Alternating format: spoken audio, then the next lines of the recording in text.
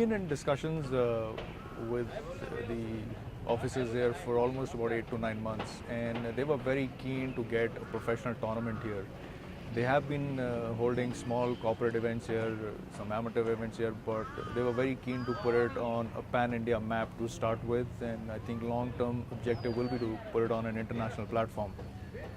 And the more we discussed with them, the more it was clear that they're very, very keen, they're very optimistic, and they will do anything that needs to be done to get the event on ground and then over the years grow it.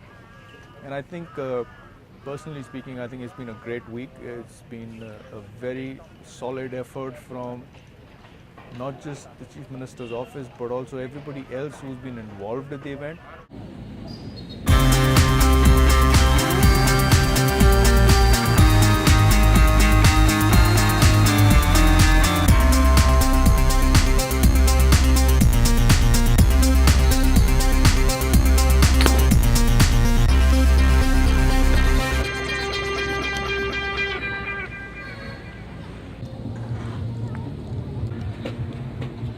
Golf course.